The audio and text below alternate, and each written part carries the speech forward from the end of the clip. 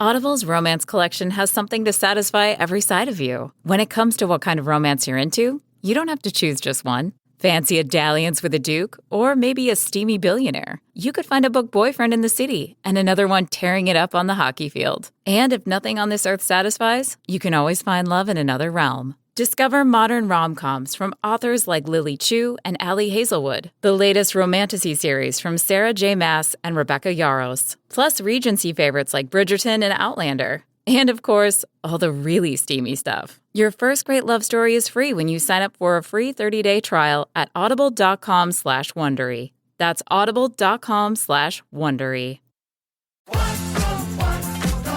Wherever you go, whatever they get into, from chill time to everyday adventures, protect your dog from parasites with Credelio Quattro. For full safety information, side effects, and warnings, visit CredeliaQuattroLabel.com. Consult your vet or call 1-888-545-5973. Ask your vet for Credelio Quattro and visit QuattroDog.com. This is your before and after story. Prepare for an incredible career in nursing. At Southeastern College, experience expert hands-on training. Learn real-world skills in our professional lab and simulated settings. And train for opportunities as a practical nurse, registered nurse, or career advancement with our RN to BSN program. At Southeastern College, your future is bright. Visit sac.edu to get started. This episode brought to you by the following patrons: Heather, Leaf Girl, Min, Jason, Madeline, Alyssa, Laura, Jeremy with the laser eyes, Allie, Kristen, and Tia. And all the patrons want you to know you're loved, you're listened to, and you're a valuable member of this awesome Horror Virgin community. And if you want to hang out with us, do so in the Facebook group where we'll be hanging out daily. I don't remember A Bug's Life having this much religion in it.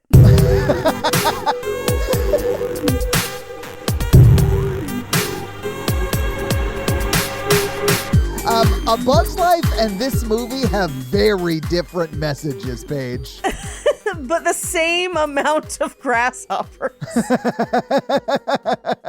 Thank you for tuning into Horror Virgin on Paige. And I'm your Horror Virgin Todd, which means I don't like watching scary movies, but you guys make me watch them. And this week, Paige made us watch The Exorcist II. Heretic. The Heretic. Is it The Heretic or is it just Heretic? I thought it was The Heretic. Oh, The Heretic. I looked it up. It is The Heretic. Please, The Heretic is my father. So, Paige, was this the first time you saw Exorcist II? Boy, was it. Yeah. It was. Obviously, same. Can I ask, how did you feel watching it? Like, what was it like for you? I'd had a very rough day, as you and I were briefly discussing prior to joining this Zoom call, where I lost a friend suddenly. Yeah. And had spent most of the day crying. And then I watched this movie, and I'm not sure I watched it. This is one of those movies that if you told me completely different things happened, I would be like, my mental state was not great that day. Because the things that do happen in this movie are equally as crazy. I mean, yeah. This movie makes no sense. At all. It suffers to find a causality for like anything in the movie. Anything. At all. I still don't know if James Earl Jones is like a medicine man or a scientist, because what happened there? Or a giant locust? No, yeah, well, okay. I don't know. I don't know. There's no explanation because he just like steps on something and falls forward, like the test of his faith or whatever, Lamont, and then he like gets off the floor in a science lab. Yes. Where I'm like, how much of this was a dream sequence or a hallucination? Is this a dream sequence or a hallucination? What is happening? They don't explain it. I've got great news for you, Zero. Paige. It's a question you'll have the rest of your life. Rest of my It's fucking life. insane. Because like I wanted to know, is this just like him realizing that like the way he views Africa is hella racist, and then he walked into this guy's lab thought about and that. the facade of the mud walls and like the very like old school tribal like type religion or whatever, like all of that falls away. And it's just like this scientist who works in a like lab who's like clearly well educated and smart. Like, is that what they were trying to say there? Like, I have no idea what was happening in this movie. And that's just one of many troubling points in this movie. That's the least troubling out of like 20 things. There was also a vibe in this movie that I was like, and then they definitely addressed it head on at the end of the movie. And I was like, no. And then they were like, you'll be safe with him. I was like, she won't. There's a real life danger here. Oh God, no. When Reagan calls the therapist at the end and she's like, hey, I stole the synchronizer. And the therapist's like, don't worry about it. And she's like, I'm going to DC with the father. And the therapist goes, you're in a lot of danger. I was like, holy shit, the therapist is right on. And she has no idea that he's possessed. Right. Like, a father should never, I'll say, traffic a young girl across state lines. Yeah, I know, right? Especially not if you've got like a giant forehead and a position in government. Just don't do that. I feel like the movie either knew the vibe was there and was like, yeah, you were right to sense that danger. Or it's the 70s and they had no idea how terrifying we would find that vibe. And then we're like, see? And you're like, no, oh my God, what? Oh, yeah. There's also, first of all, there's multiple balconies with no railings in this movie. The fuck are y'all doing? Secondly, Paige, I thought they were actively trying to get Reagan to kill herself. I'm not even joking. Yeah. Like, they put her in the tallest building in New York, or one of them, with balcony access, right? Right. And she's known to be possessed. So, like, guys, only cover 35%-ish of the balcony with the railing. We'd like it if she could just walk off it, just, in a fit of possessed revelry. Also make it all mirrored so that it is literally a frying pan during the summer under the sun, and put a cool mirror sculpture there to cook some birds in. It's pretty much what the Fortress of Solitude would be if it was in a high-rise downtown New York City. Yes. Like, that's what it looks like. Blinding. Yes. It's fucking nuts. But that also sort of matches the therapist office, which is also where the therapists the children in therapy sleep at night. Like, I was so confused by The Office because it's like, honestly, every room is the shape of a pod from Love is Blind. Yes. Right? But with windows, you can dim or not dim. Yes. So you can see through to other rooms. Right. Just because, Because HIPAA didn't exist. Have you ever seen the TV show The OA? Yes, for a long time.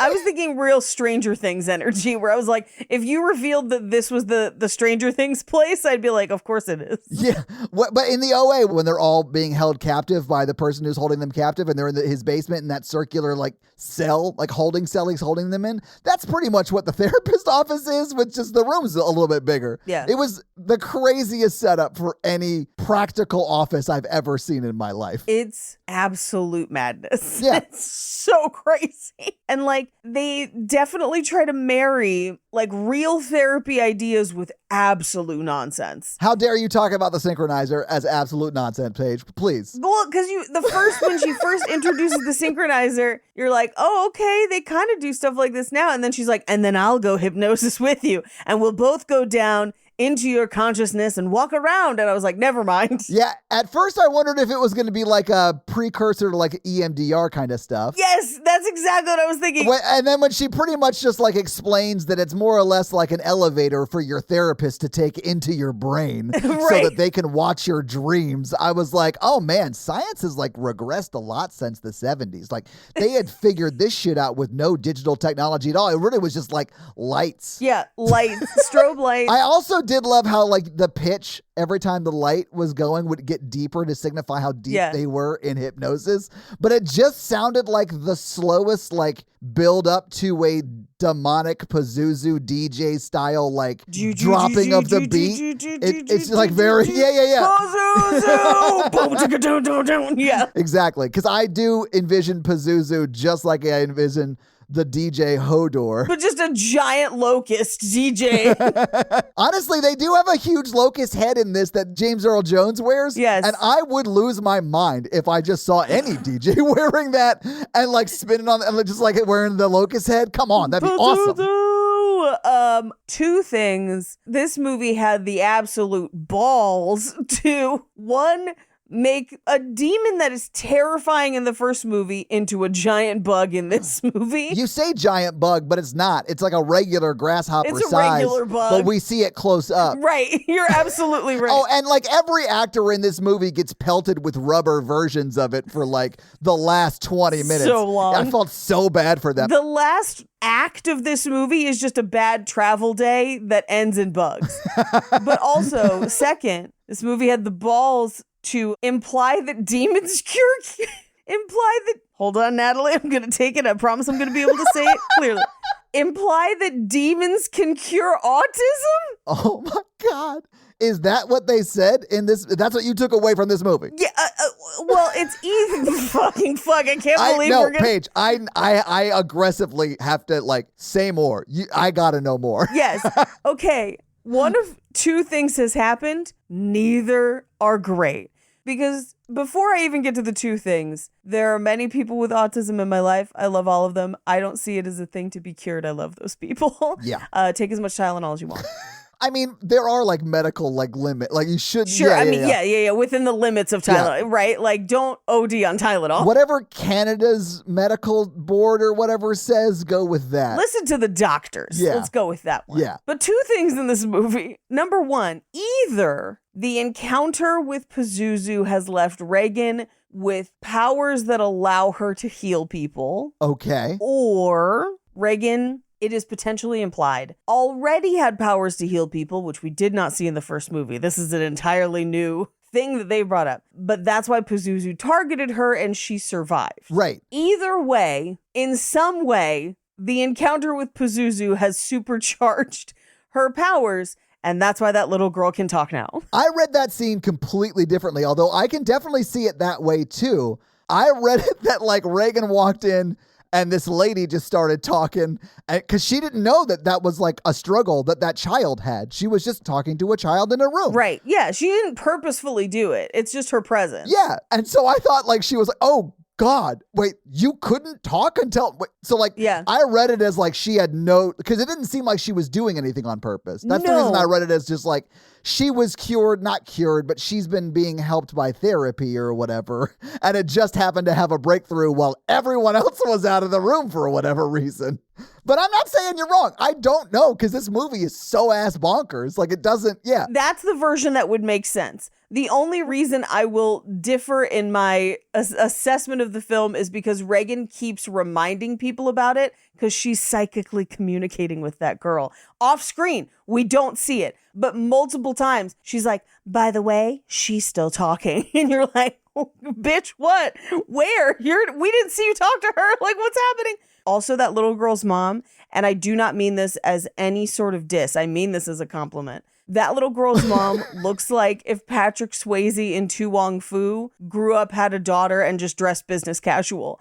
And again, Patrick Swayze, beautiful lady, beautiful man. God. But that is what that lady looks like. It was so distracting in the scene. 1,000%. She was gorgeous. You're right. Yeah. Exactly. 100%. Yeah. The handsomest woman you've ever seen, Paige. But it's just that, like, the bone structure, I'm sure for that lady it wasn't a wig, but it looks kind of like a wig. And yeah, it's wild. It is. I do have sort of one note on this movie, and that is, guys, it's too much like Star Wars, right? What? I mean, Paige, you saw it. Like, it's all over the screen. Like, okay. I mean, yeah, James Earl Jones basically lives in Tatooine. They've got a therapist named Tusken. They've got a force that can let you, like, see into someone else's dreams. And fucking Darth Vader's in this movie, Paige. I mean, it's too much Star Wars. I would argue that it's the king from Conan the Barbarian is in this movie. But, like, yeah, sure, yeah. I mean, it sounds kind of like the Star Wars guy, right? It literally is the Star Wars guy. And Paige, I was a little furious when we get to see James Earl Jones in the lab as a scientist. Right. They put antennas on his face. I hated it a lot. They're not antennas. They're ceremonial cutting scars. But Paige, like they're... I know. They look like locust antennas. Yes, I agree. It just doesn't make sense. I agree. The movie is insensitive in the way it portrays the ceremonial practices of religions of North Africa. I agree. The whole effing movie, man. The whole movie? It's insane. Yes. And that's just like another way they do it. Right. And I hated it. Right. I really hated it. Yeah. But the whole movie feels very much like, kind of like the Conjuring movies do now. Like it's like superhero religion movie. This is very satanic panic because Yes. Reagan is basically having a Michelle Remembers. Like, this is, I mean, they are like doing the hypnosis therapy and like all Yeah. that stuff with her. Yeah. yeah. All the way down to the inappropriate relationship at the end. This is basically Michelle Remembers the movie. When did that happen? Like when did that like become a thing in pop culture? Because I do kind of wonder if maybe this is loosely based on it. One inspired the other. Yeah. But this is 77, which is, I honestly have no idea, but I think it might be earlier. 1980. So this does predate that. So it can't be that. No. So do you think Michelle Remembers ripped off this movie? Maybe I would not be surprised. I wouldn't be surprised at all. Michelle Remembers has been widely debunked, right? Yes. Everyone knows that shit's bullshit now. Yes. If you told me that Michelle of Michelle Remembers Famously. saw this movie Yeah. and then talked about it, I'd be like, yeah, that sounds about right. Paige, I think I've always misunderstood that Beach Boys song because, like, I thought it was a place, not a doctor that studied locusts in Africa. It doesn't make any sense as to why they'd want to get to him so fast. I don't understand that. It's just because they love steel drums. It's I thought it was hilarious that his name was Kokomo. I thought it was, I couldn't. it's Kakuma. Yeah, it's Coco Moo. The whole time, as I was trying to like type it in my notes, my phone was like, "Do you mean Kokomo?" And I was That's like, essentially how I got there because I typed in Kokomo or Coke. It's Kokomo. "It's Kokuma, Kakuma." Oh, I just looked it up. It's Kokumo. Oh, Kakumo. It's Kakumo. Yeah. Which to me sounds more like Kokomo. It's one letter off. It's so close. It's ridiculous to me. I don't know. It sounds like when a white person is like, Yes. "I'm going to make an ancient African name." Yeah. Kokomo. Yeah. Yeah, that is what it sounds like. Okay, so I'm actually trying to like build my body of evidence to my thesis statement about this movie. Oh God, I am with you 100%. I don't think the person who wrote this movie knows anything about Catholicism, Africa, Sure. or honestly, just religion in general. I think they may Sure. have seen the first one once. Right. And were like, I got it, guys. I got it. But what scares me is I honestly have no idea if these people wrote the first one or this person wrote the first one. No, Okay. they did not. I believe that. I had other questions because as you remember, I saw the first one all the way through for the first time on the show and really, really liked it. But I was like, was Sharon in the first one? And I just looked it up. Yes, she was. But the first one is based on like a book and like a whole bunch of stuff. This one, first of all, they portray the Catholic Church as just a cool mural with secret entrances. And I'm like, not wrong. That's maybe not wrong. Yeah. But I'm not trying to be a douchebag bragging. I have been to North Africa for a very brief amount of time, literally a day. But I was like watching it and I was like, okay, I think they're implying this is North Africa, like Ethiopia, kind of whatever. Sure. But then they would do something that I was like, what? Like multiple times. And then I feel like this person creates a fantasy and then tried to build real life around it, where like it's this temple that you have to climb up to. And I was like, this makes no sense. This is impractical. Paige, I hated the temple so much. I thought it was cool when it was like, oh, they went up there and carved out what looks like a temple. Great. Right. But when we get up there and they have like furniture and like there's 1,000 How'd candles they get being it up burned. there? So like, what's the delivery schedule like? Like who's Sherpa-ing up like furniture and stuff up here? Like, yes, sure, that could happen. That's not gonna happen. That doesn't that's insane. Yeah. Not only is it like up, so it's high and it would be difficult to get that stuff there. You have to 127 hours to get there. Yeah. Through a crevasse. It's like a crack in a wall. You got to climb up more or less, or in a mountain. It's a crack in a mountain. Right. You have to walk up. But like if you fall, which we do see someone fall, You and did. apparently he only thought about like a moderately fine thought. And so like when the Tinkerbell dust got on him, he just fell kind of slower than you normally would because he wasn't thinking of a wonderful thought, Paige. Right. Because he would have flown. He just falls too slow. Like he falls so slow, Paige. Yes. It's very funny. It's a very slow fall that does like think of a magical fall. Yeah.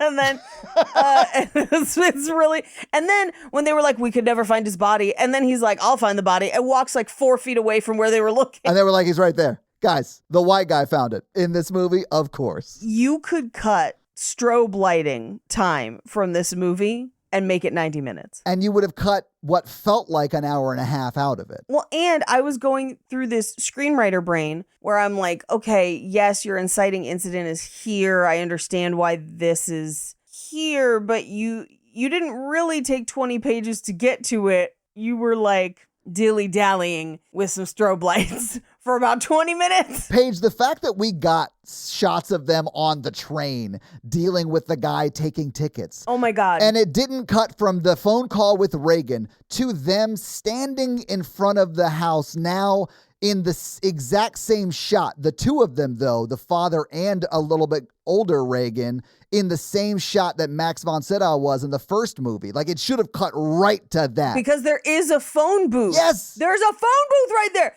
Established in the first movie. There's so many unnecessary scenes in this movie that don't impact anything or mean anything or give us any additional context or further the story that could just go. But if they went, this movie would be 10 minutes long because there's only like 10 minutes of story. But there's a scene where Sharon and the therapist, they leave as if they're going to drive to Washington. Apparently they're driving to the airport.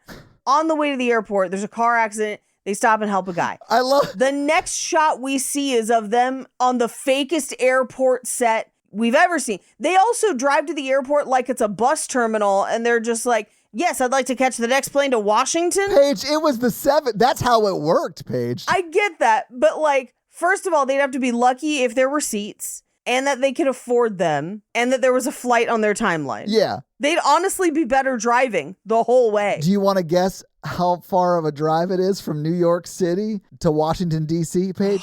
Do you want to guess? I'm going to guess 3.5 hours. It's 4 hours. It's like a 4 hour, 15. Again, But this is why I don't fly to Vegas. 100%. They would have been better just to drive it. I do love that when they stopped to help the guy, the nurse or whatever, the person who's in charge of Reagan, because her mom was like, no, I'm not being in the sequel. Are you crazy? 100%. Well, it's Sharon, who allegedly was in the first movie. Do I remember her in the first movie? Not at all. But this movie treats her like she was the mom. Right. And she was not. She's playing the mom character, right? Yeah. But like when the Dr. Tuscan gets out to help the guy, and she goes, oh, I guess fuck Reagan then, huh? Like, what are we doing? I was like, God, calm down, lady. It was very funny. But also, fuck Reagan, yeah. I mean, that's what the father's trying to do at the end, I guess. Oh, I hated it so much. But yeah, he was. And at the end of the movie, when they reveal that, like, you know, when the locusts are like descending on the village that we're getting in Africa and the guy is spinning that, like, honestly, like David and Goliath style, like slingshot thing over his head. Yes. And then when we realized that Reagan didn't need to have the David and Goliath style slingshot, she could have just like got up and fist pumped like she was a punk at a punk show at CBGB's or something. Like, I hated it. I was like, oh, there's no, she just has to get up and pretend she's at like a Bon Jovi concert at the time. Like, I'm so confused. Somebody cut Genuine's pony over those scenes. But like, I don't know if you've ever been at like a professional football or baseball game when they play Moni Moni, where people are doing like ride the pony. Yeah. But that's what she looks like. 100% it does look like that. Yeah. Yeah. And honestly, that's the only way to calm locusts down. Good to know. Is to do, I would assume, is exactly what gets them all riled up by smacking their wings. That's like what they don't like that gets them in this state. Yeah. Well, and here's the other thing. I don't know that a single thing we learn about locusts in this movie is true. Paige, do you think anything in this movie is objectively true? No. And I don't think headlights can start fires either. Paige, I think this movie shows that this is a world where God, yes, and the devil and Pazuzu, yes, definitively exist. And also, headlights on cars never evolved past like actual lit candles in the headlights. That's the only way that makes sense, Paige. When I saw that, I was like, what? No. Is this a G.I. Joe movie? Because this makes as much sense as one of those movies. Well, and in my mind, I was like, maybe an electrical short or something, but like her just stomping on it wouldn't do that. And like, we have to just go through the movie because there's so much to scream about. But it's going to be like this every scene. There's something like this every scene, and the movie doesn't really tell you whether things are actually happening or not. So at the end of it, you're left feeling like, I guess I finished it. Anyway, but maybe we should just go through it scene by scene. Sure, we open on the most boring credits that last for like 4 minutes. It was the 70s. Like, I hated it too, but it's like a very common thing from this time. We then cut to somewhere in a Spanish-speaking country that is largely just populated with screaming. She's possessed, Paige. And it's clear they're having some sort of exorcism. Yeah, there's a lady that is possessed, and other women, it looks like, are trying to do whatever they do for someone that's possessed. Because I got the vibe that it was like antithetical to what the father was there to do. Right, in theory. The other thing I will say about this is if you get the chance to watch this movie with subtitles, do it. Because there is so much screaming in this movie that the subtitle person just starts listing it out phonetically. And so it's like, ah, ooh, ee, ah, through like half this movie. Because this movie is mostly screaming. Like if you think Dune has its own like, I mean, Dune be doing that though. But this movie do be doing that too. The credits are like all that. 100%. It's all that just like, but it's like, because it's clearly white people who are like, that's what Africa sounds like, right? Like that is what is happening in this movie. Until the guy steps on the spike and falls forward into the reality of, oh, actually they have like science labs and stuff. And like, it's like, yeah, great. Wild. But Father Lamont, who we will meet in just a second, but he is here. We just don't know his name yet. Yeah. He's there to try and exorcise the demon out of this lady. And as he's like, he opens his Bible to what I described in my notes as a pastor trading card of like Max von Sydow's character from the first movie, Father Merrin, which also nowhere in this movie ever is Father Karras mentioned. It's like he didn't exist. It's like he didn't exist. And the first movie is mostly about him, to be honest. And it's like he didn't exist. And they're like, no, Father Merrin, he's the one.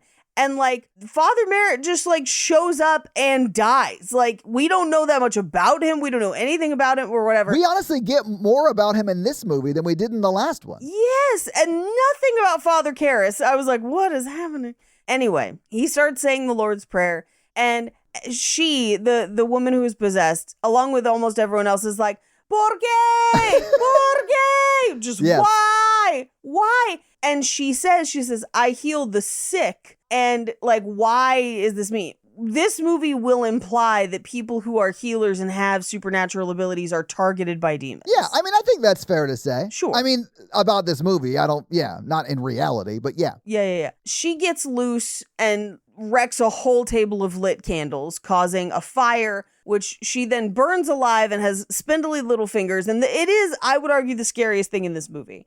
The only way it could have been better, and I could not, like the intrusive thought, I couldn't beat it, was if she had gotten free and then just done the Thriller dance. I would have lost my mind. I don't know why. I was like, they're not related at all, but it would have been fun. It would have been fun. And would have made as much sense in this movie. Absolutely. But she burns and she's just like, ¿Por qué? And you're like, yeah, why? Yeah. The movie did not explain. Nope. And good news about that, though, Paige, because they do come back to this moment, but it offers no clarity on why it happened or what happened or any of that. No, the only thing we get is when we kind of flash back to this a couple times, it is implied that girl was a healer and she is like Reagan, but she was not divested of Pazuzu, if that makes sense. Yeah. But yeah, we cut back to this moment multiple times of people just, ¿Por qué? Because I think that was the only Spanish word the white people knew when they made this movie. I mean, it does seem that way. Woo, this and Jewel of the Nile should have a talk. Anyway, we cut to Reagan now a teenager, although this is the only time we ever see her at school. Is this where she's like learning the tap dance? Because we see her perform the tap dance later, but only so we can see her and her connection to her father, Paige. Right. Gross. Which also, there's no established reason for that to happen when that happens, but we'll talk about it. It's because they've been synchronized for life, Paige. They imprinted on each other in synchronization. I don't actually think that. It just doesn't make any sense. Oh my God. He saw her when she was born and was like, I've imprinted. She's going to grow. And then by the time she's an adult, it won't be weird. No, it's still weird. The whole thing is weird. I can't wait to get back to those movies. But this is where she's like flirting with the saxophone guy. Yeah. Which, like, I get it. Somebody here is horny. It's technically not a horn, it's a woodwind, but we don't have to get into that. How fucking dare you? Fuck you. No, it is what it is. But it is, I think, one of the sexiest of woodwinds. Because who's going to go up against it? A flute? I mean... Or a clarinet? Get that oboe out of here. Come on. Sounds like my joke still works because it's woodwind. Yeah, it does. I mean, the joke still works because most people aren't stupid nerds like me. Anyway, so we cut to Reagan has now gone to what I assume is a hospital, given the volume of kids, the fact that they have injectables and other medications, and they have hospital beds. A hospital psychotherapy center? I think they're called octagospitals because they're just like every room is an octagon, including the hallways. Yes. The rooms are interchangeable. Like at times we see them set as a therapist office, and then we see that exact same room set as a hospital room. Yeah. So like, and you can see into all the other rooms, and you see all the other rooms have now become from therapist office to treatment center, like this is where the kids sleep kind of off. It was like insane. Except that they don't all sleep there. Some of the kids go home because we see a couple going home. Yeah, it's like a PHP, IOP kind of situation. Like an intensive outpatient, sometimes partial hospitalization. You're like, I get it. You know, it is what it is. Yeah. Is this the Love is Blind set? Perhaps. It definitely is this where Stranger Things comes from? Probably. But yeah, it looks almost like someone should be sitting down in the pod and being like, so tell me about your family. And just like writing in a fun journal. I feel very synchronized with you right now. I feel like safe. Paige, at the end of this movie, there is an implication of a relationship that I'm not a fan of. In this context, I'm not a fan of it. Do you think she was real disappointed with how old he was at the reveal? Like, that's all I wanted to say. Yes. Yeah. You said 36, but it's like a 1970s 36 where they've been smoking for 30 of those years. Oh, I thought he was just dyslexic, so he meant 63. It was 63. Yeah. Mr. Monopoly here. Monopoly is back at McDonald's. Register in the McDonald's app so you're ready to get your bag. 2 ways to peel for a chance to get your bag. Physical peels with select items and digital peels with others to get your bag. Play Monopoly at McDonald's. Ba-da-ba-ba-ba. No purchase necessary. See rules at playatmcd.com for full details and amoe.playatmcd.com to play without purchase. Ends November 23rd, but bonus play ends November 2nd. Monopoly is a registered trademark of Hasbro. Copyright McDonald's. But we cut to a scene in this octagospital with the therapist who is Dr. Tuscan and makes she's a doctor. Yes. And is more or less doing kind of like the miracle worker with somebody, like trying to help them hear, right? Like it's like it seemed like it was maybe a cochlear implant or an early version of that. Right. I'm not sure. But it was like that sort of vibe. Why is the same doctor doing cochlear implants? That's exactly why I was bringing it up, Paige. This is not something a mental health professional would be like licensed to do, really, like at all. I mean, they might help post getting an implant to help someone deal with like developing a whole new sense or whatever, but they're not going to be the person who like installs and tests it out the first time. No, and like this is also the thing with the girl later who they imply can't talk, and then she does talk, and she's like, you can hear me, basically implying that she's been thinking but not having it come out as speech or something. Which all of those things could potentially be like a speech language pathologist, right? Of somebody working with specifically speech and hearing in that way. But then that's not at all the treatment that she's doing with Reagan. The stuff she's doing with Reagan is real Ghostbusters level ESP shit. It is like Ghostbusters at the nuts. very beginning when you like are realizing who the characters are, like that early in Ghostbusters. Yes, that. Right. Yeah. With like the flashcards, like Yes. But this lady's doing it all. Yep. All of it. Listen, Paige, she's a doctor. How dare you question this doctor who can do everything? I believe she got a degree from Mary Sue University. She also looks a lot like Ellen Burstyn, so like it's a little disconcerting because you're like, that's not her mom, but she looks enough like her that it's got kind of the same vibe, which is weird. Yeah, I could see that. But she herself is a mom, and it's not the nurse character that is playing the mom role in this. That's Right. Kitty Wynn who's playing that. Who I guess was in the first movie. Do I remember that? No. She definitely was in the first movie. She doesn't have nearly as big of a part. Yeah. Because she is more or less the mom stand-in in this one. Well, and in this one, as Reagan's like walking into the square in the circle, meeting her therapist in the octagon, like as she's coming into the octagon, they don't introduce the therapist as a therapist right away. And if you're not paying a ton of attention, you're like, I thought her mom was a movie star in the last movie. Is she a therapist now? Like, did she, like, my daughter was possessed and that's why I founded the Octagon facility for kids who want to read good. Like, that kind of, is that what happened? Yeah. But no, complete different lady that just kind of looks like her mom. That's super into hypnosis. Paige, I'm so glad you brought up the actual mom who is a movie star,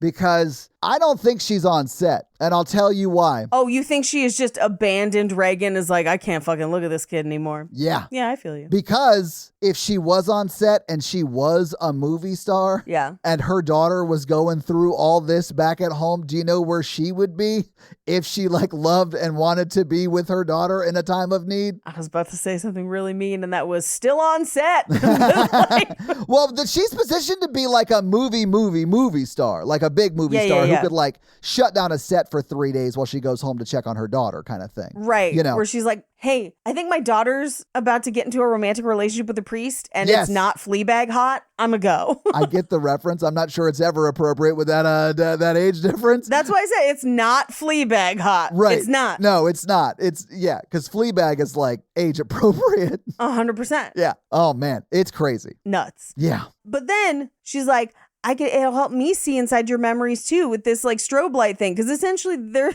just blasting each other with strobe lights and then be like, do you remember? Come into my memories. That's all they're doing.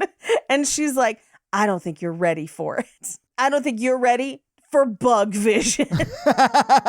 You can't handle the locust. Also, Paige, I thought for a second they were doing the worst version of early LASIK because it's just strobe light therapy. And then when they reveal that this actually brings the therapist into the mind of the therapy patient, patient's a better word. Let's go with that because then I don't have to say P. Client, patient. Yes. I just realized at that point that this movie, there's nothing to be worried about because it's crazy. They're just fucking around. Yeah, like nothing matters really in this movie. Do you think this is how they invented Pokemon? I'm going to need you to say more of that joke setup because I don't know where this is going and I am a little concerned. Do you remember in the early 2000s where they started to have strobe light warnings on TV shows because they could cause seizures? Do you think it's because people were getting lost in other people's minds through the TV? Is that what you're saying? Maybe. Yeah. But the big one was Pokemon, like original Japanese Pokemon, basically. Right. I thought it was propaganda to stop anime from becoming pop culture in America. I mean, good fucking luck, guys. It's here to stay. I actually don't know. Yeah, I have no idea. I have seen some of the strobe episodes and I'm like, yeah, I get why this is giving people seizures. Yeah, I actually have never seen it, so. If you took this movie and the strobe lights and when she was like, call me by my dream name, and she was just like, Pikachu, I would have lost my fucking mind. It's so close to Pazuzu too, Paige. It's almost like duh. Yeah. Anyway, we cut to the church, which again is just a cool looking mural with side doors. Yeah, it is. It's absolutely the low budget, we have Vatican at home. But it's like, you can see here at the Vatican, wink, wink, nudge, nudge. There are so many shots that are just like them in a car in a room that has 4 screens around it, or rubber locust that is just in front of a movie screen being shot from behind while it flaps its wings. Like, yes, there are so many of those like low budget shots. Or just PAs with handfuls of locusts, like rubber Yes. locusts, throwing them into a wind tunnel. I felt as bad for the actors in this movie as I assume I will if we ever do Birds. We should do the birds at some point. And then Birdemic. And then, oh God, no, Birdemic is awful. Anyway, back to the Vatican, the Vatican, where a cardinal is like, hey, do you remember Father Merrin from the last movie? Just checking with us, the audience, to see if we do. And he's like, yeah, we're a little worried about his methods. We're kind of curious about how he died. He was pretty by the book in the last movie. Yeah. Anyway, they're like, he had extreme tendencies. And you're like, Did he? did he? He seemed like a very tame Indiana Jones kind of, but who was a father. Right. Like he's also an archaeologist, but has a day job. Instead of a professor, he's a father in the Catholic Church. Right. Yeah. When he blinks his eyes on his eyelids, it has power of Christ. And then Reagan will blink and it says compels me. Yes. Now, they're like, we think he died at the hands of the devil. And we're like, yep, saw that one. Full stop. Full stop. And they're like, but he might have been a Satanist at the end. And we're like, what? Well, I mean, because didn't he take Pazuzu inside himself and then jump out the window? To try and save Reagan. Yeah. Yeah, I don't mean like romantically. I mean like he just like took on the possession and then killed himself so Pazuzu would leave Reagan alone and possibly kill Pazuzu, although it seems like not. But, that was his ultimate goal. Right. So like, yeah, sure, he was full of Satan or at least demonic powers at the end, but like for a good purpose. He was full of Pikachu. Yes. He did reach his final form and then he killed himself to save everybody else. Yeah, he jumped out the window and then became Raichu and then fell down the stairs. I can't believe I'm the person on the podcast who is like, they probably should make him a saint. Yeah. Like, he seems like a great guy. And this cardinal is like, we got to make sure he wasn't like a terrible dude. So we're going to send this other terrible dude who I'm pretty sure it implies that has had sexual relationships with women and he is a Catholic priest. Right. Which I don't care, but like they do. Right. Anyway, but like to investigate whether this actual good priest was a good priest, it seemed like the cardinal had like a bone to pick with Merrin and was actually looking to like dig up dirt. Yes. Is all I'm saying. Yeah, I think they send Father Lamont to basically prove that Merrin was a Satanist, I think is what they're trying to prove. It definitely seems like that. Which is bonkers. And then they abandon the Vatican stuff like halfway through the movie. Well, they bring it back halfway through the movie because they want to do the "you're off the case" moment. Yeah, but then we never come back to. They never show up at the end like, we've been tracking you this whole time. We knew you were good for it. Like, nothing. We used the Palantir and we saw everything. We found this old book that contains some names that we want to cover up. Allegedly. Anyway, so we cut to immediately, literally immediately, he is at the psychotherapist's office. Yeah. And is just like, yeah, so tell me about this girl. And she's like, well, HIPAA doesn't exist. So here's her file. It did not exist yet. It did not. Here's everything. Yeah. She has severe trauma. She's repressed all of it. And she seems to be living a pretty happy life without uncovering the knowledge of her severe and traumatizing possession. Right. And he's like, but I'm battling for her soul. And her therapist is like, I'm working on the mind and the body. Yeah. Like the tangible shit. I'd appreciate it if you didn't fuck shit up for my patient. But Reagan is overhearing and is like, no, you know what? I'll prove this shit. She comes inside and is like, I'll try the machine. Like, I'll try it. Whatever. Yeah. And they're like, okay, we'll do it tomorrow. Meanwhile, back at home, and this is where Sharon is like tiptoeing her way around Reagan as she's watching TV and shit. Yeah. She's pretending to bend a spoon. She didn't. I did like that they point out that all that stuff is BS though. Like, yes. And then they lean in really hard into like pretending some other stuff is real. But I'm going to just live within the reality of the movie where it is fully ass real in this movie. Right. But we cut to the next day where she's got like biofeedback electrodes on her head. And then she like watches the strobe light until her eyes roll back. And then the therapist puts it on her head and she strobes until her eyes roll back. And she allegedly takes her down into the memories of the possession that are like uncovered. Yes. And this is actually kind of a cool series of shots that I think they blew all their budget on, where we are watching the reflection of Regan from the first movie on the darkened glass walls of the octagon. And that Regan reaches out through the memories and tries to cause a heart attack in the therapist, which is the same way that she basically killed Father Merrin. Which, in case you want to know what it looks like when, I guess, demonic Regan from the first movie is trying to cause a heart attack, it looks like she is molesting the doctor's heart. Right. And so Regan pops out of it. The doctor does not. And so she's like, no, we got to go back in and help her. And Father Lamont, who has no experience with this machine and doesn't know Regan's memories at all, just pops down. He's like, I'll do it. And sits there and stares and says nothing. Paige, the thing is, the therapist is in Regan's memory. Right. And Regan took off the headpiece. Right. And then the father put it on. So, like, is there, like, RAM in the synchronizer device that, like, the story memory of Regan's memory exists? And are they going to that point together? Or is it all made up and crazy and it's just like, what is happening in this moment? Because, like, Regan is no longer connected to the machine, guys. Yeah, I'm going to go with the latter. Yeah. Because what? At a very minimum, there should be a third headset. Yeah. Like, that he puts on. Right. To go into Regan's memory to come out with the doctor together. Right. But no, he just stares, like Paige mentioned, and then eventually she comes out of it. He stares, and then like literally after like 5 whole minutes of him like staring and bursting a head vein, he's just like, in God's name. And then like the alarm goes, they all come back. Yeah. She's fine. Even though she's basically just been having a heart attack for like 6 minutes. Yeah, someone was just grabbing her heart like it was a boob, Paige. Yes, that is exactly what happened. And then she's just like, cool. Anyway, now that that's over, what do you guys think about it? And you're like, what? Lady, go lay down. Yeah. Or something. Ma'am, you had a heart attack. Take the rest of the day off. Right? But Father Lamont is like, I remember all of it. Now I know how Father Merrin died. No one's going to believe me, but that's fine.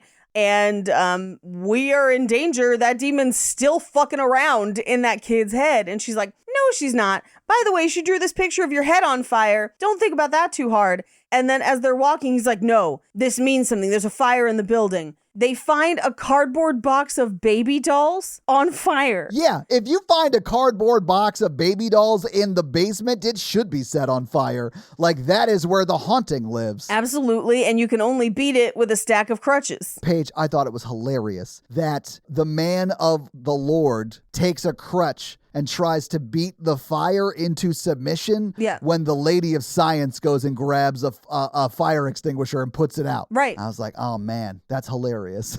But we do see him with flames on the sides of his face. That's the drawing, yeah. And I did think it was crazy that the therapist handing that drawing to the father that like led to the events that we just talked about, like says, hey, it looks like you. Yeah. And it's a picture of him on fire. Like, you don't say it like that. You'd be like, hey, she drew this picture of you on fire. Do you have any reason? She's just like, hey, it looks like you. Like, he should hang it up on your fridge. It's not that kind of painting. Yeah. What are we doing? I don't know. Anyway, at this point, he's like, okay, so your work is really important because there's still an ancient demon inside her that helps her tell the future, but saved me in the process. Because, like, she knew we would find this fire and that we'd put it out, but then she drew a picture of it. It's so insane. Like, what you just said is insane. The conversation's never resolved. But that's what they say. Yeah, it's insane. That is what they say. We cut to Regan's high-rise apartment that she lives in alone with Sharon. And we hear a voice that just says, come, Regan, we're going far, far away. And then I assume the rest of this is Regan's dream, where they go to an ancient desert city as a locust. And we see her kind of walking around her room with very cool drawings. I actually like her drawings around. But then there's like a plague of locusts. She walks out on the balcony. And at this point I said, does she live in a museum? Because she walks past that giant like silver sculpture. Yeah. And then to the edge of the balcony that doesn't have a railing. And she's about to like fall to her death and then wakes up. What? Yeah. And then Sharon comes in and is like, are you okay? And she's like, oh, I'm fine. I was just feeding the doves. And then she's like playing in that sculpture, which turns out is a crazy birdhouse. Yeah. Anyway, Sharon is like, hey, I got to go to Washington for something your mom didn't have time to do. So I won't be home when you get home from school. Bye. And at this point, I was like, we're 34 minutes in, or a third and some change, or not quite a third through this movie, and fuck all has happened. Yeah. Nothing has happened, really. Yeah. Other than the therapist got demon boob grabbed, which impacted her heart, but then she was fine after. And then there was a fire that is unexplained. That's about it. Yep. But we cut to a plane going to Washington, which, by the way, that means that flight is only like 45 minutes. It's a very quick flight, yeah, but you got to like go to the airport. You got to park. Yeah, you got to walk to the flight. You got to be like, give me your next flight to DC. Like, you got to do all that. Take your shoes off. Give him your laptop. Although at this time it might be faster because there would be none of that. There's no TSA. They're just like... You could just like run from the gate to the plane, more or less. Yeah. You get on the plane and they're like, cigarettes? Like, this is just... Anyway, we cut to, it's the old house in DC. So it's the Exorcist steps, and she meets Father Lamont there, and she's like, hey, I'd do anything for Father Marin. Let's go. She walks him up to the house. And he's asking questions like, they couldn't explain it. Did they ever name the demon? She's like, no, but I know he was scared. And we get the sense in these scenes that Sharon is not right. Yeah. She not okay. No, Sharon is affected by the stuff that happened in the first movie in a way that is not okay. Like, she needs help. Yeah, absolutely. She's having trouble processing everything because she left for 2 years, but came back because she's scared and only feels safe close to Reagan. She's like scared of Reagan, right, and what she went through, but like only feels safe when she's with her, which could be like, I'm scared for her, so I need to be around her to make sure she's okay. Sure. Which is a very motherly vibe. So I kind of get what they're going for, but like, that is like, I've never been that passionate about my job. Sure. Yeah. That's all I'm saying. Agree. Yeah. Anyway, Father Lamont is like, have you seen a psychiatrist or a priest? And she's like, well, you're a priest. He's like, I ain't here for you. Like, this is not my job. I did think that was very funny. He's like, line up, lady. Everyone wants the father. I get it. I'm not here for you. But he tries prayer, and then he sees the giant bug. Yeah. That's not really giant. It's just close to the camera.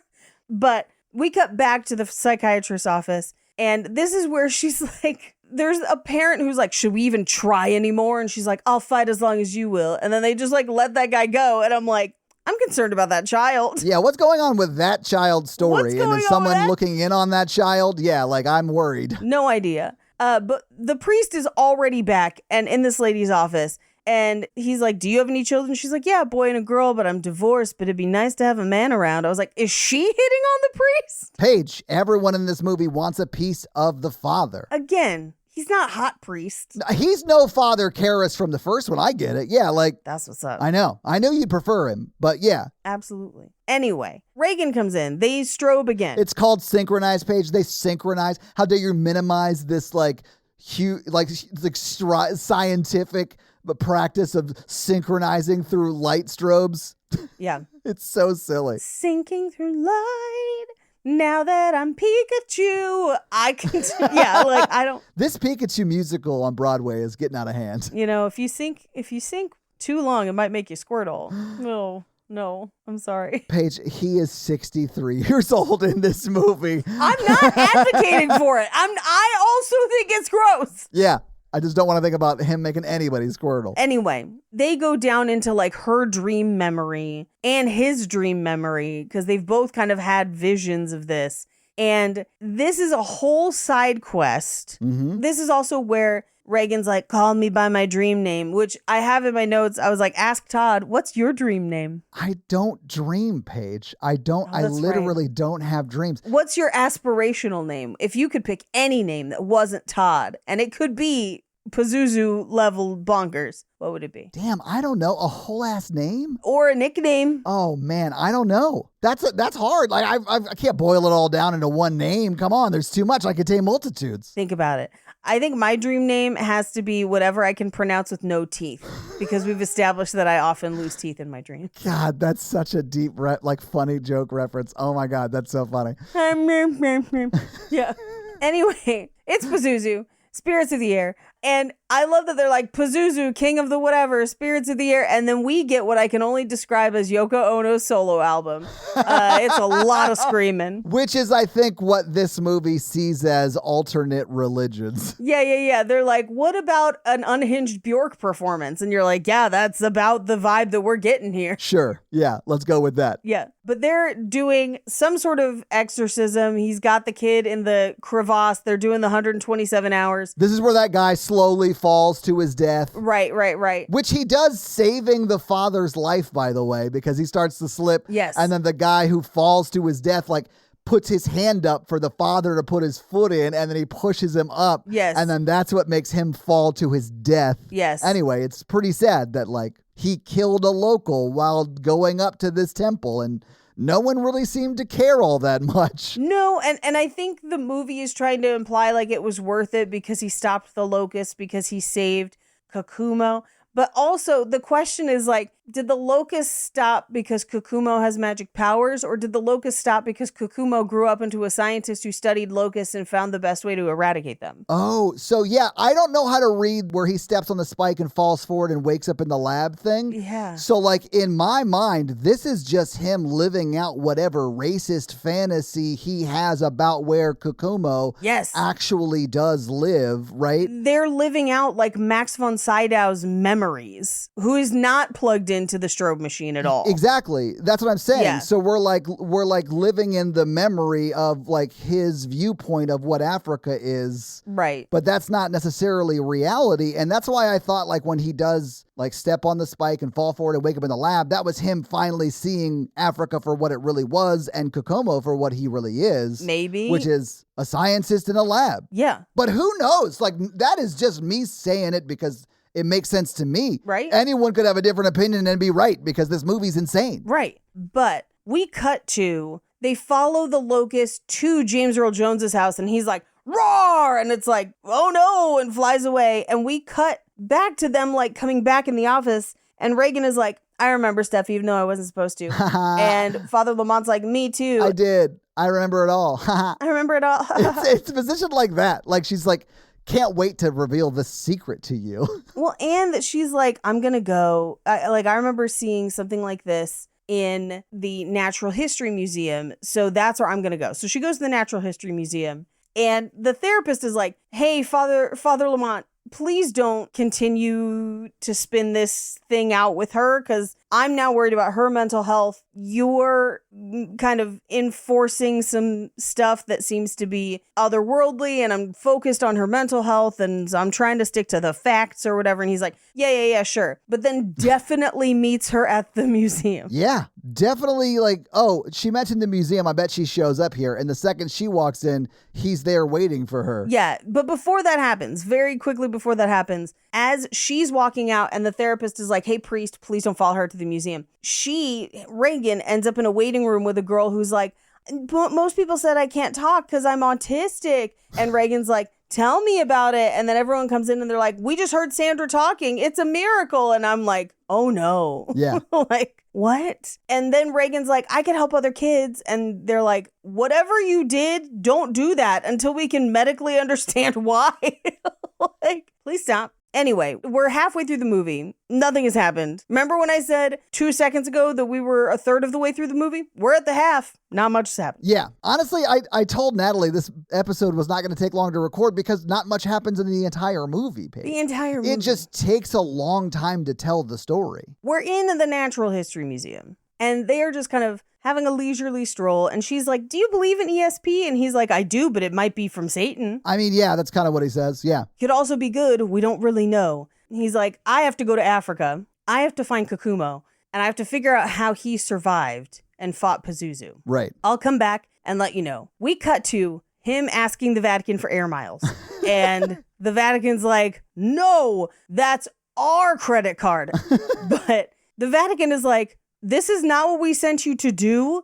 We sent you to slander Dr. Marin. It seems like, or Father Marin. It seems like you have just like reinforced what he was saying. And so you're now our enemy also and be gone. It does seem like Lamont was sent to go dig up dirt on Marin, but he has been unsuccessful. So like the Cardinal's like, I'm not going to send you on a vacation to Africa you ass. You were supposed to dig up some shit on Marin in his time in New York. Right. And so he like kicks him off the case. Well, time in Washington. But yeah, so he kicks him off the case. Oh, that's right. Not time in New York. Right. Yeah. But Lamont is like, I'm going to Africa anyway. Meanwhile, Reagan is having like visions about this, and it's visions about, again, what I think is white people making up what they think rituals in Africa are like.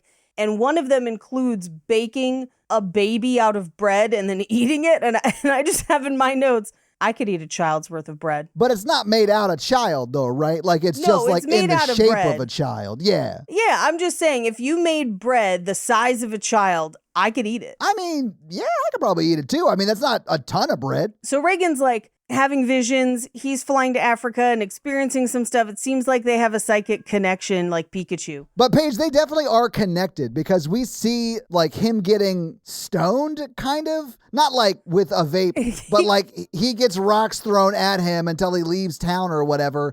And so she is experiencing that when we see her tap dancing at the performance, right? And then she falls off the stage. Which we might as well skip to that point, because essentially he makes the climb up to the mountain temple that is impossible to get to unless you're James Franco in 127 hours. It takes like a free solo to get out there. It does, yeah. You know, I got to meet that guy, that real guy. I got to meet that real guy. Yeah, you told me about that. He was super nice. Not the 127 hours guy. Oh, okay. I met Alex Honnold at a convention. He was the keynote speaker, and I got to meet him. The guy who is in free solo. He was super nice. Nice. Anyway, so he gets up there and he tries to ask, he's like, do you guys know Kokumo? And they're like, yeah, we kind of remember this. And Father Marin accidentally killed a guy in the process. And he's like, I know where that guy is. I'll show you. And he walks 4 feet from where they were looking for the body and is like, there he is. And they're like, how'd you know that? And aside from just like having eyes, he's like, I asked Pazuzu and Pazuzu told me and flew me here on his wings. And they're like,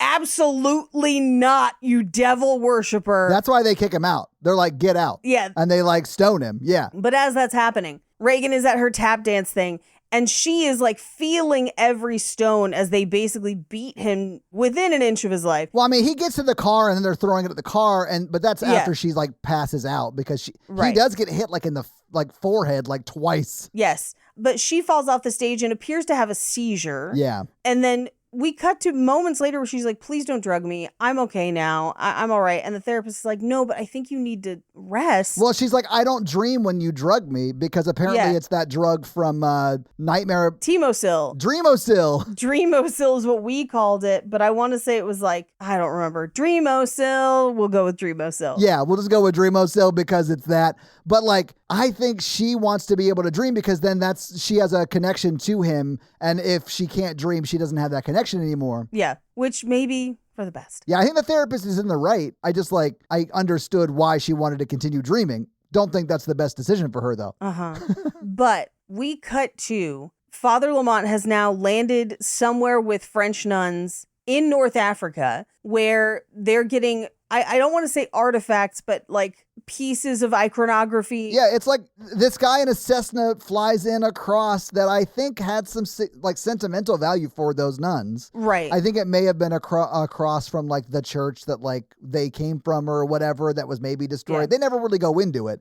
It's just like how he gets to where he gets to, right? Yeah, and he basically is like, oh, yeah, Gypty, I know the place you're talking about. I can take you there. Yeah. So he like gets in the plane and Father Lamont's like, I've flown this way before. He's like, how? And he's like, on the wings of a locust. And he's like, all right, buddy, I'll drop you off. Man, did you really get stoned? Okay, all right, okay, yeah. All right. I did like that the pilot's name is Edwards. Yes. And I like that he says to a priest, like a guy who's dressed as a priest, religion's my business. Yes. Like, sir, you're a pilot. Ecumenical Edwards. Like, I definitely would say that to someone who wasn't a priest. I get it. Like, he trades and, like, sells maybe religious artifacts. So great. I get it. But, like, that guy's actually a priest. Like, that's his business, bro. That would be like me saying I sell into the hospital space. So I'd be like, to a doctor, I'm a doctor, more or less. Yeah. Doctoring's my business. It's my business. No, it's not. No. But Lamont gets to Gypty, and he basically just walks around being like, Kokumo? And they're like, oh, we'll show you Kokumo. And then they show him a lady's breasts. And then they're like, ha, ha, ha. And he walks away. And I'm like, this whole scene could go. Why is this here? Yeah, it's just like this town pranking the priest, which I that's funny to me, but like it doesn't belong in this movie. Well, and it seems to only be here so that Reagan with her connection can be like, I'll be the Pazuzu like channel. You can have Pazuzu help you find Kakumo, which like why? Like Right. There's not that many houses here, man. I also think it's here to paint these people as like backward and savage Yes. and terrible, and I hate it. Yeah, oh, it's bad. The whole movie is bad. Which I again thought that this might be him, just in his mind. Mm-hmm. He's seeing what Max von Sydow saw when he was there, but that actually isn't reality. That is just like the racist viewpoint they had. Maybe. I'm only saying it that way because I don't understand the reveal at the end. I don't necessarily disagree with that either, Paige. Like I don't think the movie is doing that, but the reveal at the end that he's actually just in a science lab with a doctor who studies locust. What's happening there? Right. I mean, we're about to get there. It's insane. Yeah, because literally, like, Pazuzu flies him down one walkway and he's at the house. And as he walks in, there's like a black moat of nails and then James Earl Jones with a giant locust costume. And he's like, hey, Pazuzu led me here, but I need help figuring out how to defeat him or whatever. And he's like, yo, if Pazuzu led you here, I can't fucking talk to you. You have to exercise faith so that I know that you're actually here to help that girl. And so he's like, okay, step into the nails, and he does, and then falls, but then he's again just on the floor of a lab. Yes. I have to pause you here for 1 second because before he beckons him to walk on these spikes that are in the water, he spits what looks like a tomato out of his mouth, Right. and that lands on one of the spikes. And his line of dialogue right before then is, I'll spit out a jaguar. Yeah. So at this point, it is just nonsense. Yeah. Like it is full on nonsense mode. And then he falls forward, like you said, and he wakes up. Or the scene picks up from him on the floor, standing up in this locust lab. And Yes. James Earl Jones is not a medicine man in this town. He is a scientist. Right, right. A scientist who has spent his entire life trying to figure out how to eradicate locusts and swarms in his area. Yeah, instead of praying about it, he did something about it. You know, like that's what he's actually doing there in his hometown in Africa. Or that's the way this scene makes it seem, at least. I also think that maybe he's the reason for the planes. But the movie then kind of posits this as he had a special skill and understood the locusts, and that's why he became this scientist, maybe? And it's like, he had special skills, but the real life implications is this. And he's been able to grow up into adulthood, and that's how this happened. Sure, very well could be, because Max von Sydow does, like, in his younger days, encountered the young James Earl Jones. Right. And he obviously is a gifted child and who went on to be a scientist in this town. And, you Right, know, right. So is a person of some note. And so he was targeted by Pazuzu. Like, I get that through line. Right. But the movie doesn't do it well. no, it's really bad. Like, there's no progression of, oh, this guy went to school and became a doctor or whatever. But like at the beginning of his life, the movie positions it like he's living at the time that Jesus lived. Like Right. that is the way his town looks. And then in one scene, he's actually just like a doctor in a science lab in that town. In that town, yes. What? Which we have seen that town. I know. Where would a science lab be? Paige, I don't think because of this scene, we've ever seen that town. I agree. Where it's like, is it visions the entire time? Is this just what Pazuzu has painted? I don't know, but the movie is not clear, and I'm sorry I keep harping on it, but it drove me insane. I agree 100%. But the father comes back to America at the same time that Reagan escapes from the hospital. They meet up in the Natural History Museum, and she has stolen the synchronizer.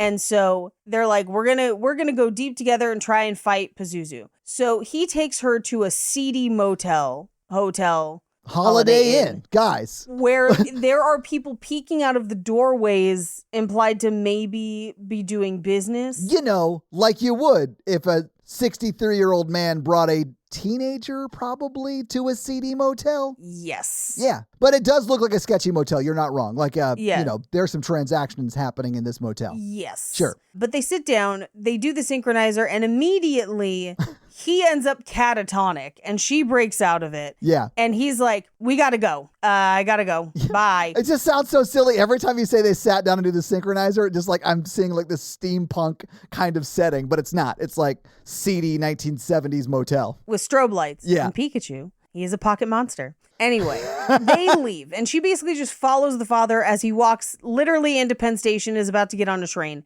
So she stops and calls the therapist and is like, hey, I know everyone says I'm missing and you guys are looking for me. Here's where I'm at. I'm at Penn Station. I think we're headed to Washington, D.C. And the therapist is like, hey, don't do that. Yeah, don't go with the priest to a second location as a teenage girl, like, don't, or anybody. Like, don't do that. I know he's wearing a new flashy shirt, but don't go with him. Like, he's actually not. This is the only time he's not wearing the priest garb, and like, I feel like that's a disservice to the movie. Honestly, I think it's symbolizing that he is a completely different person and maybe possessed at this point. And he is fully ass possessed. And I get that they want to show that, but it like telegraphs the reveal so much that you already know he's possessed. Right. Yeah. But they get on the train and she does manage to like get money for tickets. He kind of breaks out of the possession for just a minute to be like, leave her alone, she's mine. And you're like, ugh. I don't think he breaks out of the possession at all. It's not breaking. That's Pazuzu. Yes, 100%. Yeah, he breaks out of the catatonic-ish state. Because he does seem,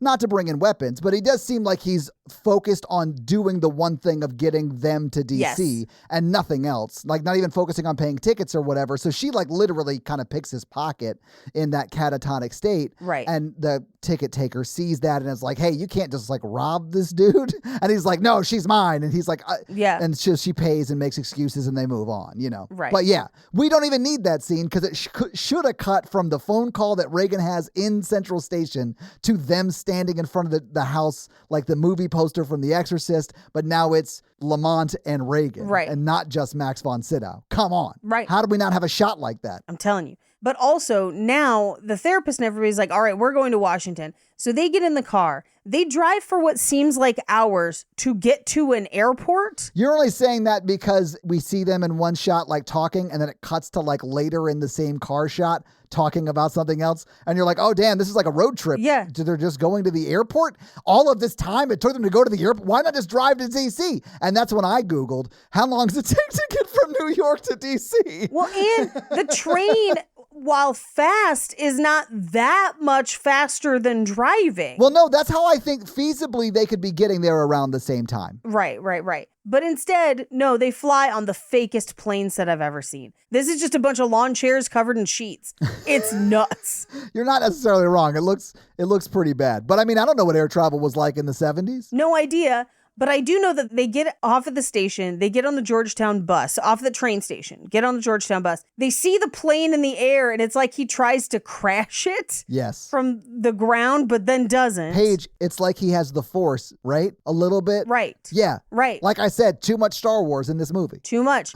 But they get to, the bus stops right outside, which is where you kind of get the Max von Sydow shot, but like not really. Yeah. They go up the stairs. The house is like barbed wire closed. Yeah, you know, like it would be, I guess. I don't know that it would be barbed wire closed, but it is. It is, which begs the question, how did he and Sharon get in? Probably the front door because Sharon undoubtedly has keys. Like the mom still owns this place. Then why doesn't she have keys now? Well, that's a very good point, but like I don't know. I mean, like, but yeah. The movie doesn't explain. It makes no sense is all I'm getting at. It's like, yes, I agree. It makes no sense. But also Sharon's about to go full on bonkers. Yeah. So maybe that's why she's making us climb and not using the keys that are in her purse. Who knows? But so Father Lamont climbs. Reagan doesn't climb right away. She's like yelling for him. While that's happening, Sharon and the doctor are like trying to get a cab and failing. And then they finally get a cab and they're like, go faster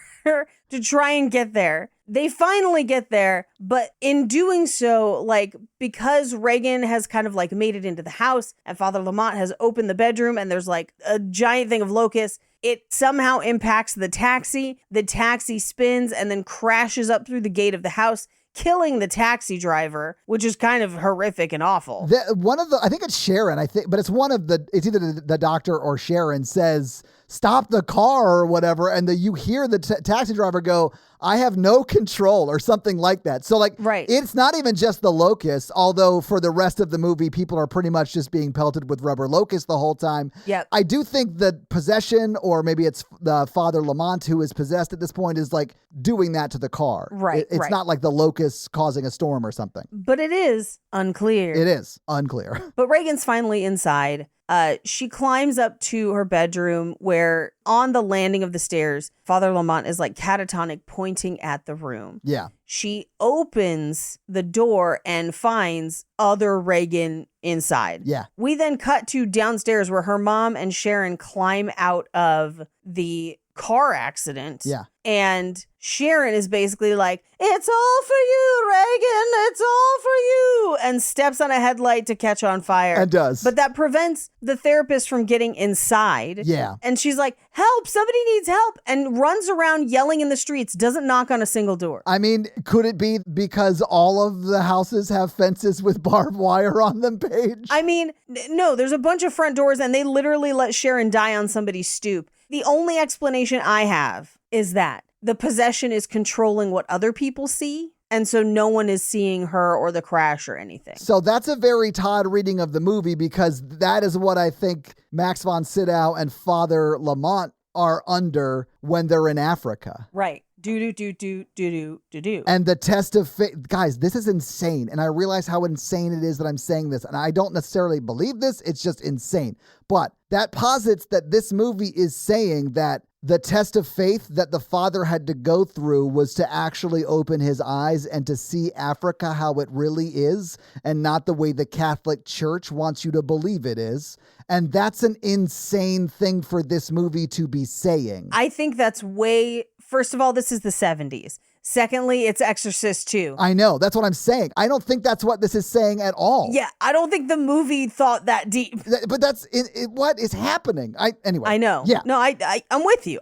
Yeah. I'm with you. Sharon's burned alive. We cut back into the house where Reagan is basically fighting other Reagan, and other Reagan is trying to seduce Father Lamont. Yes. Yeah. And is like, you could join with us. And he's like, don't have to tell me twice. Well, okay, but he is fucking awful. He is wearing his finest I'm going to see Ron Burgundy at a jazz club this evening shirt. Yes. He's not wearing his priest frock, so he is definitely possessed this whole time. Yes. So like, I don't really think that the father is or would have done this if it wasn't Pazuzu, right? Or it wasn't under some form of possession. Right? I hope not. And here's why I'm saying this, Paige, because if it was just the father, he would have showed up to this house with, like, I don't know, some Alizé. Cookies and Mike's Hard Lemonade. And, yeah. And so, like, it would have been a different vibe, is all I'm saying. Max von Sydow tackles him in a bush costume. No, Max von Sydow's the guy that walks out and is like, I have some transcripts of some prayers that you've been saying. It's John the Baptist in the ghillie suit who tackles him. There you go. Because John the Baptist is immortal in this, I'm going to say TLC TV show we're going to produce, Paige. I love it. But Father Lamont has to rip evil Reagan's heart out. Yeah. And he's like at war within himself. Yeah, because he doesn't even know how to Kalima, Paige. Not at all.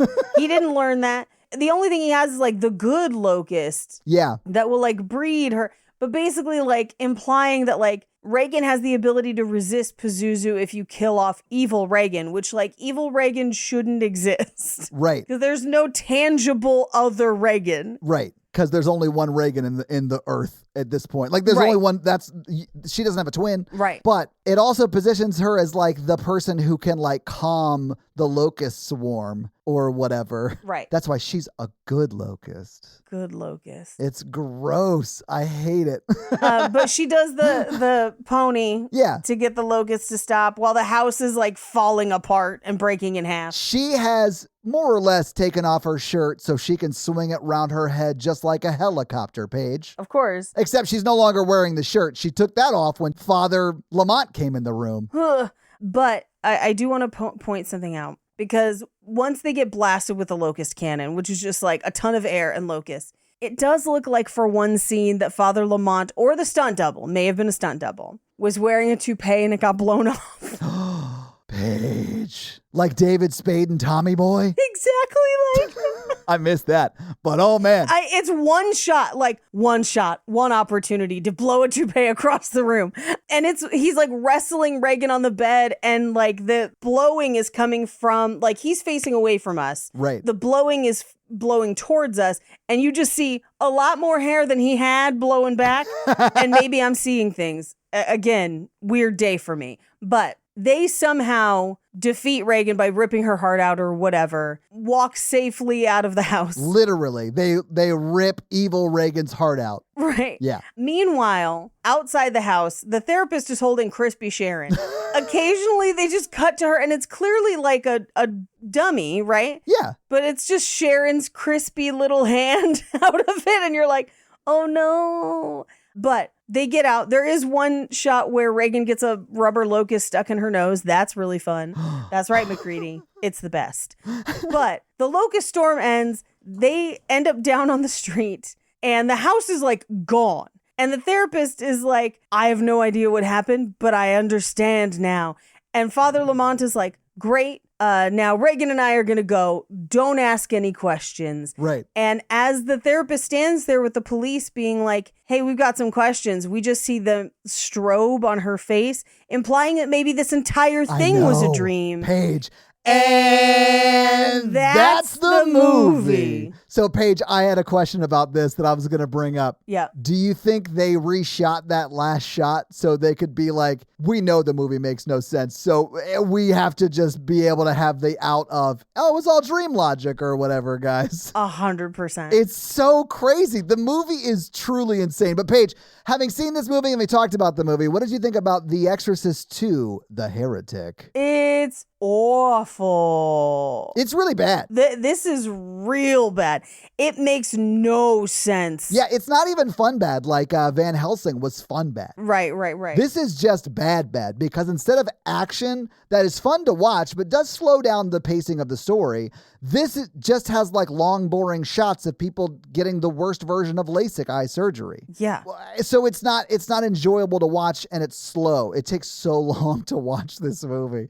Oh, man. But guys, I didn't love it. Won't watch it again. But Paige, yes, do you have any fun facts for us? I do. Well, hit us with your fun facts. Exorcist II, Heretic, fun fact. No, that's just too many syllables, Paige. It's too many syllables. So the cast and crew of the original Exorcist were very much opposed to a sequel. William Friedkin and William Peter Blatty actually met to discuss ideas at one point, but they didn't agree on a premise and they abandoned the project. Both Linda Blair and Ellen Burstyn turned down repeated offers by the studio, with Blair eventually agreeing to return when presented with what she thought was a good script. However, according to her, they made substantial rewrites to the script throughout production, and it ended up a total mess. So by that point, she was contractually bound to make the movie and unable to drop out. But she did refuse to wear the makeup she wore in the first film.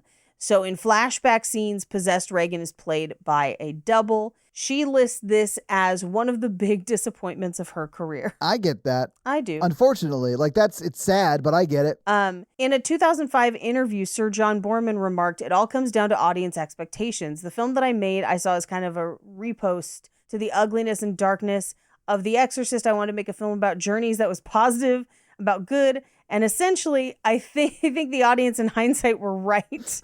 I denied them what they wanted and they were pissed off about it, quite rightly. I knew I wasn't giving them what they wanted, and it was a really foolish choice. The film itself, I think, is an interesting one. There's some good work in it, but when they came to me with it, I told John Calley, who was running Warner Brothers then, that I didn't want it. Look, I said, I have daughters. I don't want to make a film about torturing a child, which is how I saw the original film.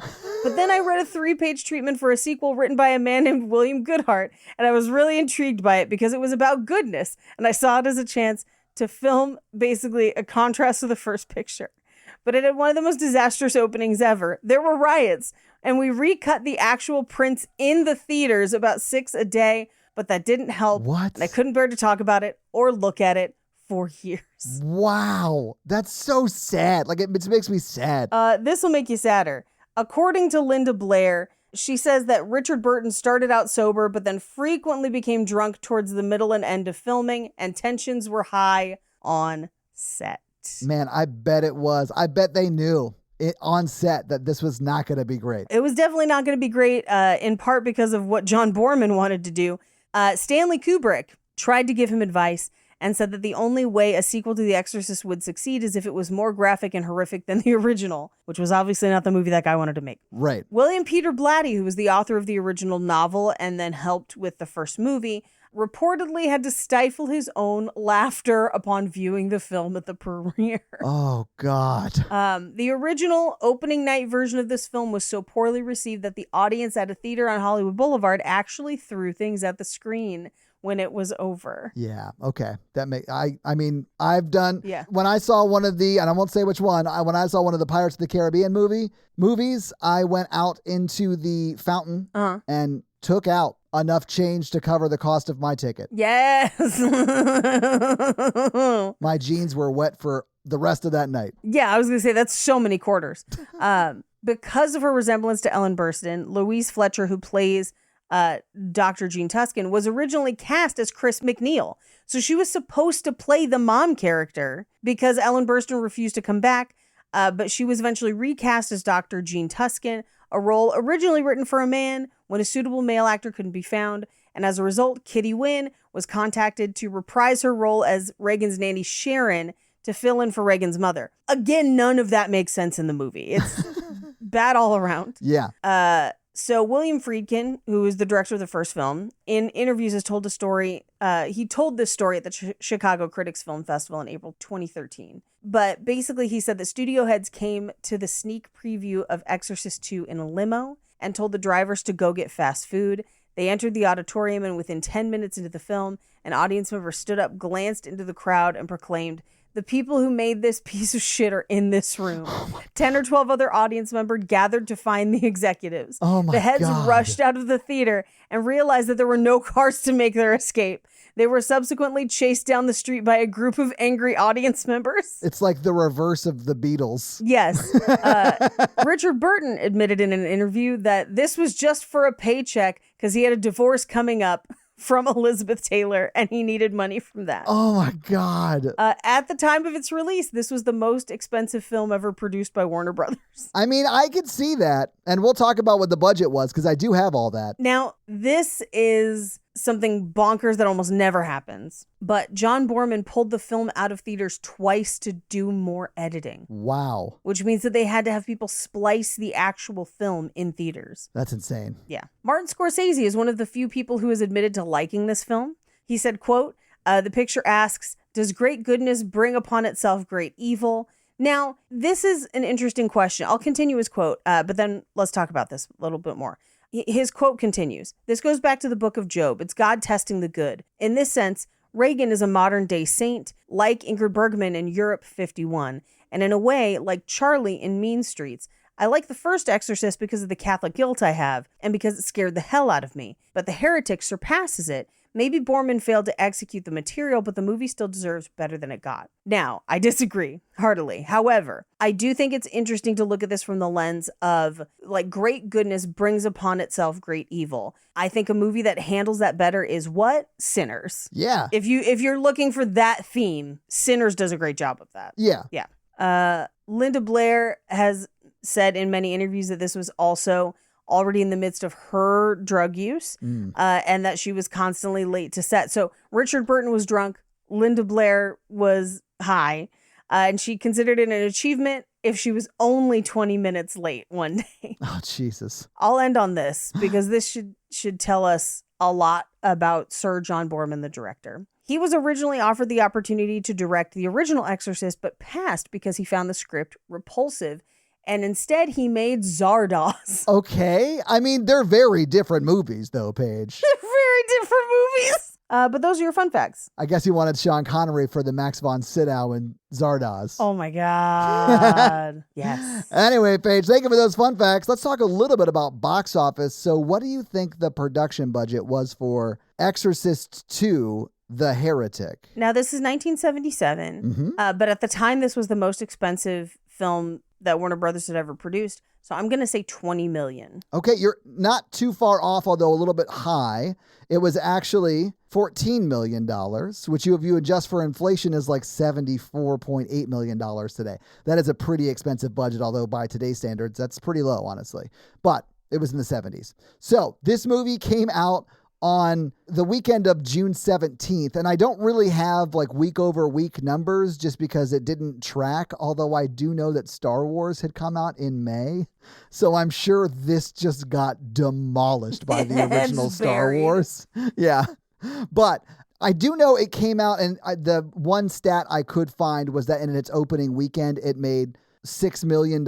So it did really good in its opening, but it collapsed kind of super fast. Yeah. And only went on to bring in around $25 million, Ooh. which is pretty bad. But it is currently pretty much the last, as far as box office is concerned, for the Exorcist franchise. Yeah, that makes sense. The original Exorcist had made $428 million in 73. That's because it's a good movie. I know. But this movie only made $25 million 5 years later. Like, it's insane the amount of difference I'm sure so many people had so many expectations that were shattered in that first week. But that's your box office page. Do you want to hit us with your scary scale? Our scary scale is a scale of 1 to 10 of how scary we found the movie today when we watched it, with 1 being Ghostbusters and 10 being Texas Chainsaw Massacre. How scary was this for you today, Todd? 1. This movie was stone cold stupid. It was stone cold dumb. I was not scared at all by it. Great. Perfect. It's going to be a 1 for me as well. And that's your scary scale. Yeah, so this week, Paige, you made us watch Exorcist II, The Heretic. What are you going to make us watch next week? For this next week, we have not done a Nightmare on Elm Street movie in a while. And the next one we have up is Wes Craven's New Nightmare. So your homework for next week is to watch Wes Craven's New Nightmare. Hey, are there any reviews today, Todd? There are. This week, I'm going to read a Spotify comment from our most recent Van Helsing episode. I'm going to read this one from Claire, and they say, fun fact, this movie is so similar to Underworld because I did not realize it was not part of the same franchise until Paige said it wasn't, and I was hella confused when Kate Beckinsale's character died. The movie is nuts, guys. It's a crazy movie. The movie's fucking crazy. It's way more fun than this crazy movie, though. And Claire, thank you so much for that Spotify comment. And if you want to have me read your Spotify comment or 5-star Apple review, leave us one of those things and I'll do just that. So guys, if you like this show but want to hear Paige and I talk about romantic comedies or just regular romantic movies, check out our other podcast, some might call it a sister podcast, called Romancing the Pod, where we do just that weekly. It's a lot like this show, but for romance and romantic comedies, because Paige doesn't like them. So we make her watch them, just like you guys make me watch horror over here. But if you want to follow me, I am at Todd J. Awesome on all the social media. Paige is at Rampage Wesley on Instagram? Yes, and TikTok. And just Paige Wesley on Twitter, because you got that before some CEO lady and she wanted it, but you wouldn't give it back, and I respect you for that. Refuse. Also, Paige Suck it, other Paige Wesley. Paige is also on another podcast. It's great. You should check it out. It's called Cult Podcast with Armando Torres, who is a wonderful person. And guys, we got a P.O. box. So if you want to send us some love letters or whatever you might send to a P.O. box, it's actually not a P.O. box. It's like a regular street address. It's pretty awesome. It's 6688 Nolensville Road, number 108-34, Brentwood, Tennessee 37027. So send us some stuff. And if you want to support this show, go to Patreon at patreon.com/horrorvirgin, where there are a lot of great levels and a lot of great things. We do the Patreon shout outs at the beginning of every episode. We do listener requests, stuff like that, bonus episodes. So you'll be getting all of that content, plus episodes a day early with no ads, and who doesn't love that? So sign up for the Patreon and get a lot of great stuff. That's going to be it for us, you guys. I'm Paige. And I'm your horror virgin, Todd. Keep it ooky spooky. Yeah, have an amazing week, guys. Bye! They went on to make movies after this one in this franchise, nerds!